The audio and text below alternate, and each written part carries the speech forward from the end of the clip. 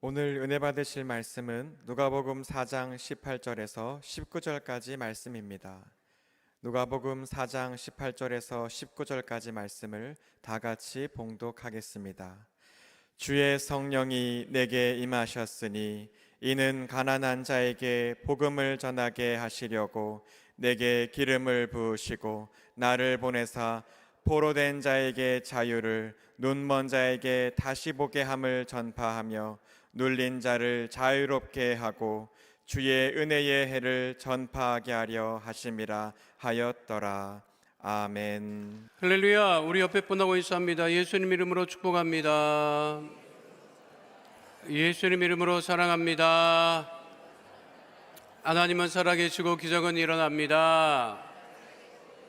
우리 다 함께 자리에서 일어나셔서 예배를 위하여서 또 교회를 위해서 나라와 민족을 위하여서 이 시간 다 함께 주여 삼창하시고 통성으로 기도하겠습니다. 주여 주여 주여. 살아의 역사하신 아버지 하나님, 그 신의 이름과 사랑을 감사합니다.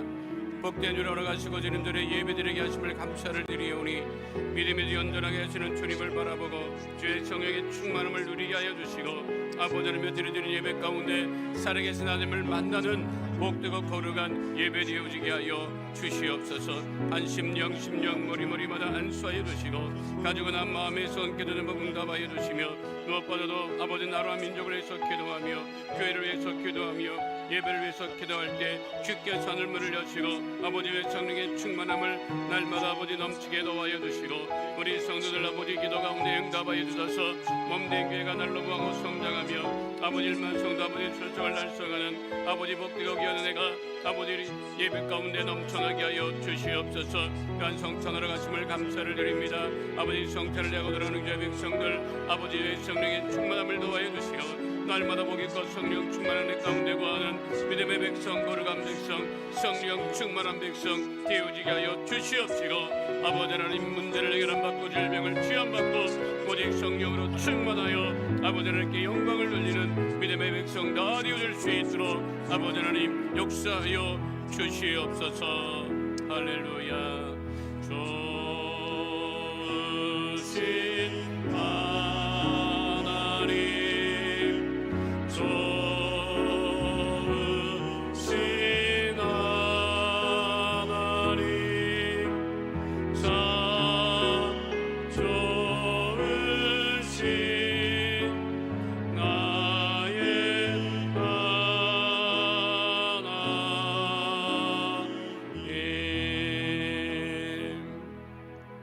할렐루야. 우리 앉으실 때 우리 옆에 분에게 좋으신 하나님 우리와 함께 하십니다. 인사하시며 자리에 앉으시기 바랍니다. 오늘 말씀의 제목은 이 꼴만은 못 보시는 하나님입니다. 함께 하겠습니다. 이 꼴만은 못 보시는 하나님. 봄이라고 해도 되는 3월이 시작되었습니다. 3월은 땅으로부터 만물이 소생하여 올라오는 달이지요. 소생이라고 하는 말의 뜻은 거의 죽어가던 상태에서 다시 살아나는 것을 의미합니다. 겨울에는 기대할 수 없는 일들이 봄에는 일어납니다. 겨우내 눌려있던 것들이 땅으로부터 다시 소생하여 올라오는 것이 이 3월입니다. 꽃 피고 그리고 겨우내 그 산속에 눈들이 녹는 그래서 생각만 해도 즐거운 따뜻한 이 3월이 시작되고 봄이 다가오고 있습니다. 이 봄에 하나님이 못 보시는 꼴이 있는데 무슨 꼴이냐? 우리가 눌려 지내는 꼴을 못 봐요. 오늘 성경 본문에 분명하게 말씀하고 있지요.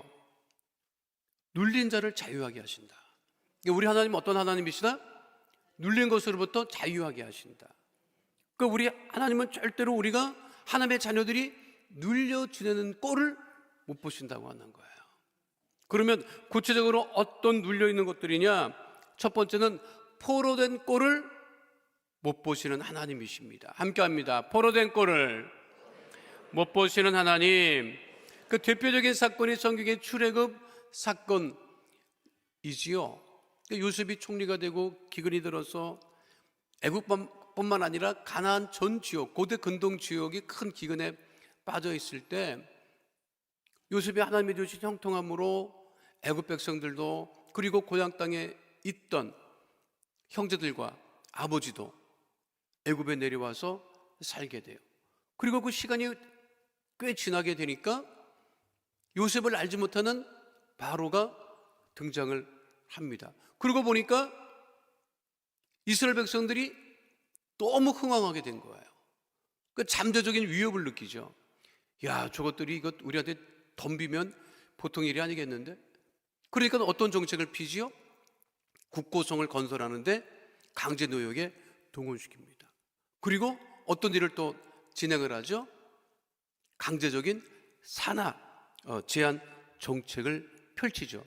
그래서 남자 사내 아이가 나오면 다 죽이도록 하라고 하는 명령을 내리죠. 그러니까 이스라엘 백성들이 어떻게 하죠? 견딜 수 없으니까 하나님께 부르짖습니다. 출애굽기 2장 23절 말씀 함께 하도록 하겠습니다. 여러 해 후에 애굽 왕은 죽었고 이스라엘 자손은 고된 노동으로 말미암아 탄식하며 부르짖으니 그 고된 노동으로 말미암아 부르짖는 소리가 하나님께 상달된지라. 그 부르짖음을 하나님께서 들으셨다고 하는 것은 뭐예요? 포로된 상태에서 그들을 구원하셨다고 하는 이야기죠. 출애굽기 2장 24절로 25절 말씀입니다. 하나님이 그들의 고통 소리를 들으시고 하나님이 아브라함과 이삭과 야곱에게 세운 그의 언약을 기억하사 하나님이 이스라엘 자손을 돌보셨고 하나님이 그들을 기억하셨더라. 그들을 기억하셔서 눌린 포로된 상태에서 이스라엘 백성들을 구원하셨다고 하는 것. 포로가 뭐예요? 자유가 없는 거예요. 눌려 있는 거예요. 요즘은 포로된 상태에서 생활하지 않는다고 그렇게 이야기하고 있습니다. 뭐 어디 갇혀 있는 건 아니죠. 포로된 것은 아니죠. 근데 우리 생활을 가만히 보면 대부분 무엇에 사로잡혀 있단 말이에요. 이게 포로된다고 하는 것은 뭐냐면 사로잡혀 있다고 하는 거예요. 사로잡혀 있다는 거예요. 물질에 사로잡혀 있고 자식에 사로잡혀 있고 걱정 근심에 사로잡혀 있고, 그러니까 무엇이 없다? 자유함이 없는 거예요. 마음의 평안함이 없는 거예요. 기쁨이 없어요. 여러분 3월달에는 기쁘게 생활하는 주의 백성 되시기를 축원드립니다. 눌린 것으로부터 자유케 되는 주의 백성 되시기를 축원드립니다. 요즘에는 모두 전 국민이 디지털의 포로가 되어 있어요. 핸드폰의 포로가 되어 있어요. 그거 없으면 생활을 못할 정도로 사로잡혀 있다고 하는 거예요. 우리 하나님을 생각하기보다는 다른 것을 더 많이 생각하고 눌려 지내고 있다라고 하는 것입니다. 그걸 원하는 사람은 없어요. 제가 1980년 고등학생이었는데 그때 서울에 봄 오는 줄 알았어요. 우리도 막 데모하자. 이게 제가 다니던 고등학교가 서도문에 있는 인천고등학교였는데 광화문이 가까워. 맨날 데모하더라고 대학생들이. 그러니까 우리들도 들썩들썩했어요. 아니 그때 참 희한한 게 그렇게 무서운 선생님들이 세상에 들썩들썩 그러니까 애들한테 뭐라고를 안 하더라고. 그들을 막 때리고 그랬는데 안 때려. 나이스해져서 선생님들이. 그리고 우리를 막 달래는 거예요. 그래서 우리 아이들 그때 학도곡단이라고 있었는데 그 아이들이 모여가지고 야 우리도 나가야 되는 거 아니냐? 막 이런 일을 하고 있었어요. 그런 말을 하고 있었고 거기 서대문에서 나가면 바로야. 야 우리도 나가자. 이게 1980년 그 봄이었어요. 근데 우리 한문 선생님이 들어와서 애들 분위기가 안 좋으니까 그러더라고. 그때는 수업을 하는데 일어나라서 대답을 해서 몇 번 일어나 그랬거든. 일어나고 하지도 않더라고. 앉아 계세요. 우리 하면서 일어나지 마세요. 앉아 계세요. 유머지 그 선생님의. 그러면서 우리가 들썩거리니까 그러더라고. 예, 나 4.19 겪었다. 4.19 때 대단했어. 그때 학생들이 권총 차고 가자북으로 오라나무로 학생들이 판문점에서 이복 학생들이랑 대화하겠다고 나서고 설쳤다. 근데 어떻게 됐니? 5.16 군사혁명이 닥쳤어. 너희들 지금 봄이 온 것처럼 뭐가 세상이 뒤집힐 것처럼 그렇게 하는데 조금만 기다려봐. 어떻게 될지 몰라. 더 큰 총구가 너희를 겨눌지도 모른다. 그리고 나서 어떻게 됐어요? 그리고 군사독재 들어왔어요. 그리고 이게 세상이 바뀌었어. 그랬더니 우리 선생님이 그다음부터 일어나. 어디 앉아 있어? 그때 봄 없는 줄 알았다고요. 그리고 실제로 봄이 왔습니다. 우리는 민주화 이뤘지요. 민주화를 이루고 났는데도 아직도 눌려있는 사람들이 있다는 거예요. 자유합니까? 세상 염려, 걱정, 근심에 눌려있고, 물질에 눌려있고, 명예에 눌려있고, 출세에 눌려있고, 자식에 눌려있고, 그렇게 살아갑니다. 근데 하나님은 그것을 결코 못 보시는 거예요. 여러분, 우리 하나님은 우리가 눌려있는 것으로부터, 포로된 것으로부터 자유케 하시는 하나님이신 것을 잊지 않는 주의 백성 되시기를 축원드립니다. 그러니까 나 자유 얻었네, 너 자유 얻었네 하는 그 찬양이 뭐냐면 포로된 것으로부터 자유하게 된다는 거예요. 죄로부터 자유하게 된다는 거예요. 그럼 마음의 평안함을 누리며 살아가는 주의 백성 되시기를 축원드립니다. 며칠 전에 그 기사를 보니까 흥미로운 기사가 있어서 제가 유심히 봤어요. 우리나라의 풍수 뭔지 알아요? 푼수가 아니라 풍수. 명당짜리 보러 다니는 사람, 그 대가가 세상을 떠났다 하더라고요. 그리고 그분이 인터뷰했던 이전의 기사가 올라왔어요. 이분은 전 우리나라 명당이라고 하는 명당을 모두 다 찾아다닌 사람이야. 그리고 대기업이 이분한테 물어봐. 어느 자리가 좋으냐. 그 보통 사람이 아니더라고요. 근데 그분한테 물어봤어요. 기자가 명당이 어디입니까? 궁금하지? 여러분들도 궁금할 거야. 안 그런 척 하지만 궁금하지? 명당 자리 있으면 거기로 들어가고 싶지? 근데 기자가 물어봤어요. 명당이 어디입니까? 그랬더니 이분이 하는 말이, 내가 진짜 우리나라의 제일 좋은 명당 자리를 찾아가 본 적이 있습니다. 그 마을에 가서 어르신에게 대화를 나눴다는 거야. 자기가 봤을 때는 명당 자리는 이보다 좋은 땅은 없어. 근데 거기에 살고 있는 어르신한테 얘기했다는 거예요. 어르신, 명당에 사시니까 좋겠습니다. 부러우니까 얘기했지. 그보다 좋은 땅이 없는데, 명당짜리인데. 그랬는데 그 시골의 어르신이 이렇게 대답했다는 거예요. 명당이죠. 하지만 소생이 자본이 좀 있으면 이 총구석에 왜 살겠습니까? 도시 아파트 가서 살지요. 그렇다는 거야. 명당이면 뭐예요? 농사짓고 앉았는데. 자기 돈 있으면 아파트 가서 산다는 거야. 거기에 이분이 크게 충격을 받았다는 거야. 명당이라도 거기서 사는데 눌려 있으면 그게 명당이 아니구나. 이 기자가 물어봅니다. 어디 사세요? 명당짜리 보러 다니는 사람이니까 그 집 사는 자리가 제일 명당일 거라고 생각 안 하겠어요? 그 어디 사세요? 그러니까 서울역에 어디 산다 하더라고. 그래서 기자가 또 물어봐요. 그 곳이 그렇게 좋은 곳입니까? 그랬더니 뭐라는 줄 알아요? 아이고, 좋기는요, 돈이 없어서 거기로 들어갔습니다. 자기는 돈이 없어서 거기로 들어갔대. 돈이 없어서 거기로 들어갔대. 근데 자기는 그 집이 명당이라는 거야. 그래서 왜 명당입니까? 마음이 편해요. 그래서 명당이 어디냐? 마음이 편한 곳이 명당이라는 거야.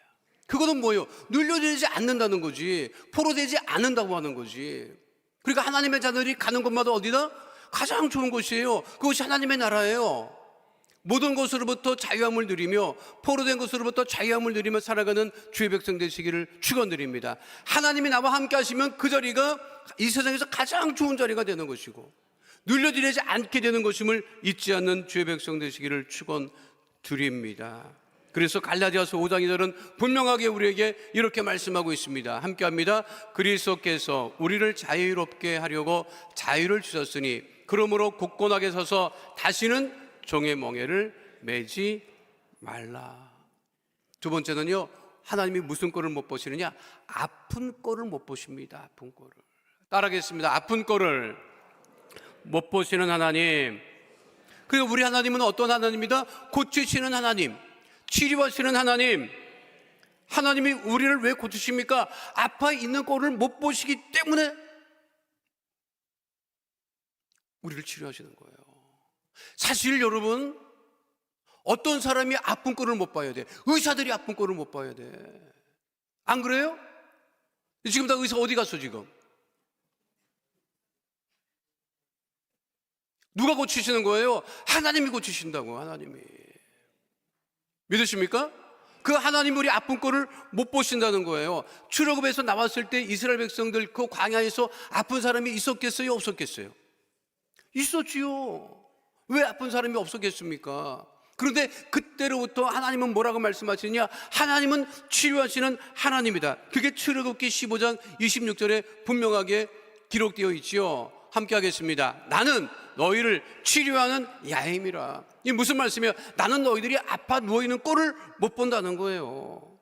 그래서 말라기 선지자는 이렇게 선포했죠. 말라기 4장 2절 말씀 함께합니다. 내 이름을 경외하는 너희에게는 공의로운 해가 떠올라서 치료하는 광선을 비추리니 너희가 나가서 외양간에서 나온 송아지같이 뛰리라. 이스라엘 왕이었던 다윗은 시편 103편을 통해서 모든 병을 고치시는 하나님에 대해서 이렇게 고백하고 있습니다. 시편 103편 3절로 5절 말씀 함께합니다. 그가 내 모든 죄악을 사하시며 내 모든 병을 고치시며 내 생명을 파멸해서 속량하시고 인자와 공률로 관을 씌우시며 좋은 것으로 내 소원을 만족하게 하사. 예수님의 사역 중에 가장 중요한 사역이 뭐였어요? 고치시는 사역이었습니다. 마태복음 4장 23절로 24절 말씀 함께 하도록 하겠습니다. 예수께서 온 갈릴리에 두루 다니사 그들의 회상에서 가르치시며 천국 복음을 전파하시며 백성 중에 모든 병과 모든 약한 것을 고치시니 그의 소문이 온 수리아에 퍼진지라. 사람들이 모든 앓는 자 곧 각종 병에 걸려서 고통당하는 자 귀신 들린 자 간질하는 자 중풍병자들을 데려오니 그들을 고치시더라. 예수님도 우리가 아파 있는 꼴을 못 보셨기 때문에 우리를 고치셨다고 하는 것이지요. 어떻게 고치셨느냐? 예수님의 채찍에 맞으심으로 우리가 나음을 얻은 거예요. 베드로전서 2장 24절 말씀 함께 하도록 하겠습니다. 친히 나무에 달려 그 몸으로 우리 죄를 담당하셨으니 이는 우리로 죄에 대하여 죽고 의에 대하여 살게 하려 하심이라. 그가 채찍에 맞음으로 너희는 나음을 얻었나니. 예수님은 우리들이 병에 눌려 지내는 것을 못 보십니다. 병의 지배를 받고 사는 것을 못 보신다고 하는 것입니다. 예수님의 보혈로 질병은 떠나갑니다. 문제는 떠나갑니다. 우리는 건강하게 됩니다. 새롭게 됩니다. 여러분, 병을 끼고 살지 말아야 돼요. 질병을 끼고 살지 말아야 돼요. 그런 얘기가 있어요. 술병 끼고 살다가 질병 끌어안고 죽는다, 이런 말이 있어요. 그게 맞습니다. 질병에 여러분 눌려 지내지 않는 주의 백성 되시기를 축원드립니다. 불신자의 고백이에요. 제가 한번 말씀드렸는데 제가 가까이 아는 분이 예수를 납니다. 주변은 예수를 납했는데 그분 예수를 납니다. 근데 그분하고 친한 친구분의 아버님이 갑자기 쓰러지셨어요. 그래서 병원에 병문안을 갔어요. 병원에 갔더니 이미 쓰러져가지고 이제 해결이 안 돼. 해결이 안 되면 대부분 마지막에 뭐라면 목을 절개합니다. 자가 호흡이 안 되니까. 그 목을 절개해요. 호흡을 이제 목으로 한다고, 강제적으로. 그러니까 자기가 봐도 이 사람은 끝난 사람이야. 그 위로해서 준비해야 되겠다. 그러고 났는데, 그리고 이제 막 이렇게 그 자기 친구를 이렇게 위로하고 있는데, 그 아버님이 다니는 교회 성도들이 와서 그 중환자실 앞에서 찬양을 하고 기도하고 막 그러는 거예요. 그러니까 그분이 그때 저런다고 살아나나? 기도한다고 살아나나? 아니 이게 이 상태를 바로 이게 다 죽게, 곧 죽게 생겼는데, 다 죽게 생겼는데 무슨 기도를 하고 참 극성도 맞다 그렇게 생각하고 왔는데 웬걸 3일 만에 자가호흡이 되고 살아났어요. 다시 병원에 갔더니 죽어서 이 목을 절개했던 분이 그 침상에서 일어나가지고 왔느냐고 인사를 받는 거예요. 그 믿지 않는 사람이 뭐라고 했는지 알아요? 내가 분명히 기억합니다. 그래서 그분이 뭐라고 했냐면, 불신자가 뭐가 있어도 있다. 뭐가 있어도 있다. 누가 있는 거예요? 살아계시는 하나님이 계신 거지. 치료하시는 하나님이 계신 거지. 믿으십니까? 여러분, 질병에 눌려지지 마세요. 하나님 기뻐하지 않으십니다. 우리 조영기 목사님 말씀하셨어요. 질병은 불법 주차와 같다. 허락하지 않은 거야. 불법 주차했어. 불법 주차하면 어떻게 해야 돼요? 끌어내야 돼. 그럼 어떻게 한다고? 내 힘이 아니라 그리스도의 보혈의 능력을 힘입어 질병을 물리치고 질병을 이기고 건강하게 되는 주의 백성 되시기를 축원드립니다. 아이, 겨울이야 뭐 집에 누워 있어도 누가 그냥 추워서 있나 그렇게 생각하지만, 봄이 됐는데도 누워 있고 그냥 돌아 눕는 대로 아프다고 이런 소리를 하고 말이에요. 참 보면 신기해요. 어르신들 보면 신기한 게 뭐냐면, 혼자 있을 때는 아프다는 소리 안 해. 꼭 식구만 눈에 띄면 아프다 그래. 여러분. 이게 무슨 일입니까? 여러분, 아니 식구를 만나면 아파? 3월에는 아프다는 소리도 하지 마시고, 어떠세요? 그러면 다 나았다, 건강하다, 하나님이 고쳐주셨다 이렇게 고백하고 질병으로부터 노임을 받고 모두가 건강하게 되는 주의 백성 되시기를 축원드립니다. 목사님 아프다는 걸 아프다 그러지, 그러면 안 아프다 그래.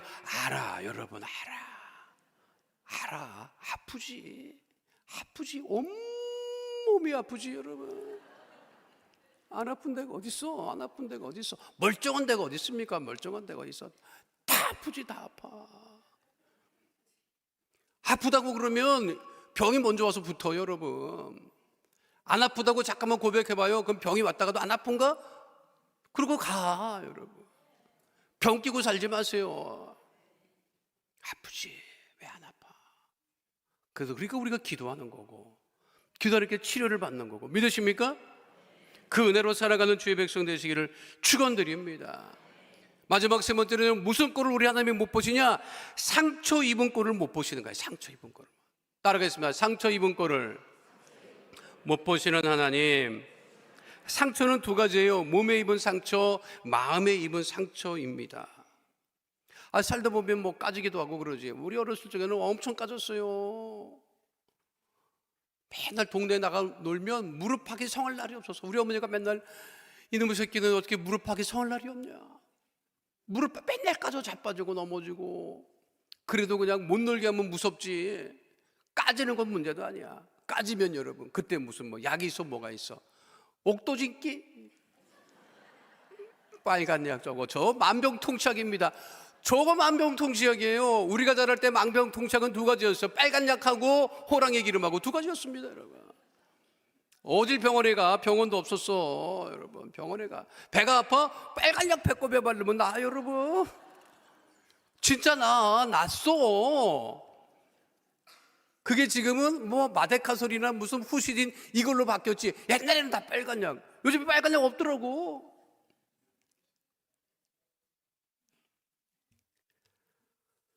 상처가 없는 것 같아도 여러분, 다 상처가 있어요. 사회에 가면 그 사회 바다에 들어가는 사람들도 있지만, 연세 드신 분들은 이제 못 가니까 사회에 이제 뜨는 거를 이렇게 이제 체험하지 못하니까, 사회 주변에 호텔에 가면 호텔 수영장이 그 사회물을 그대로 바꿔와요.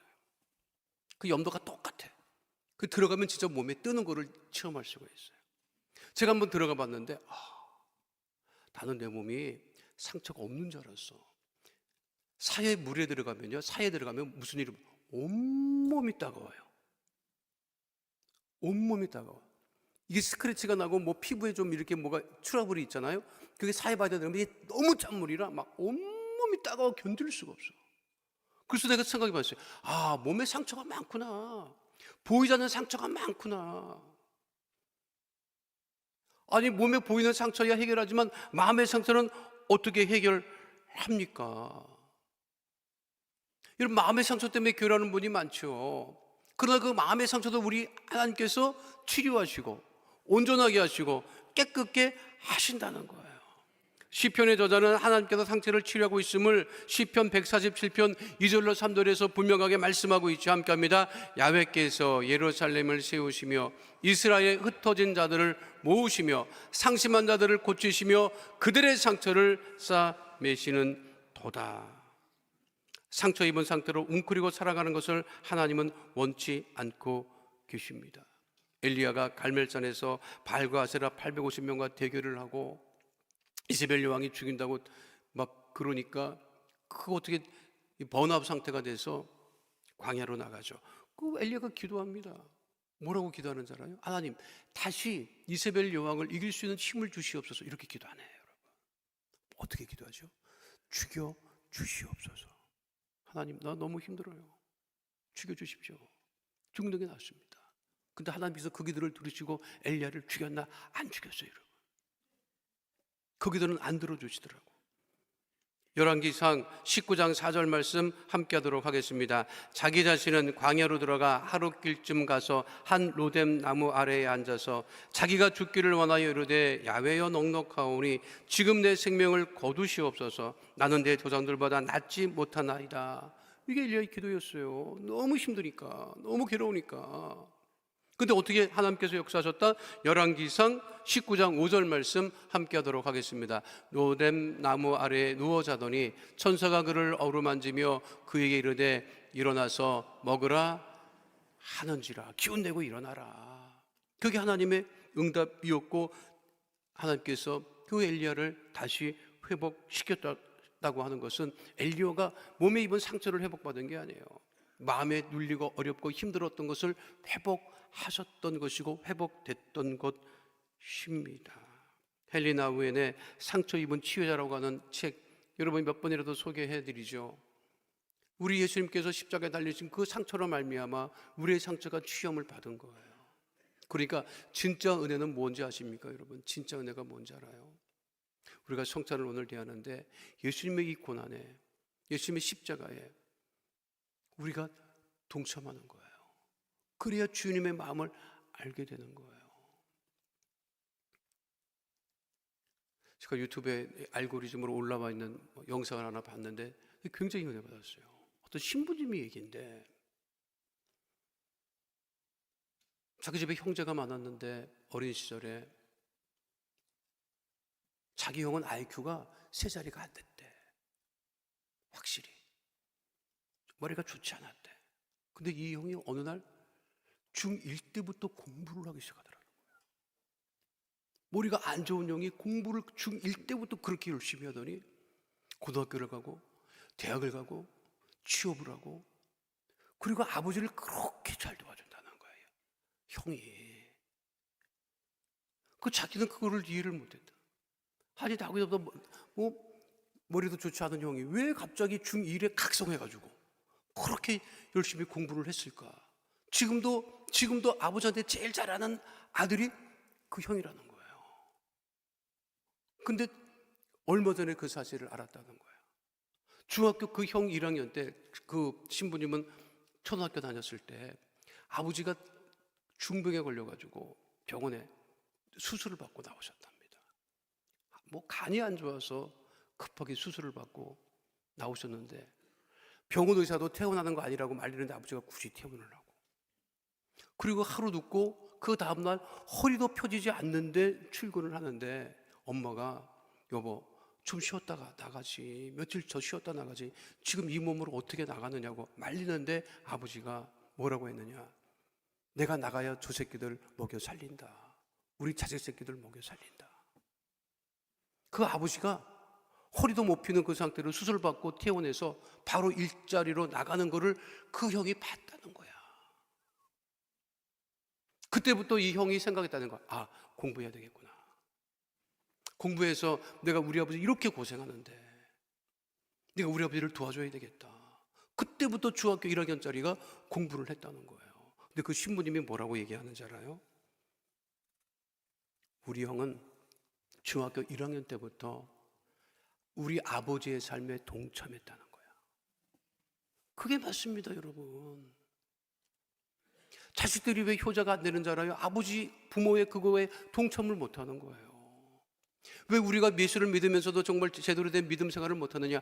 예수님의 그 십자가의 죽음에 그 고통에 우리가 동참하지 못하고 있는 거예요. 예수님 따로 나 따로야.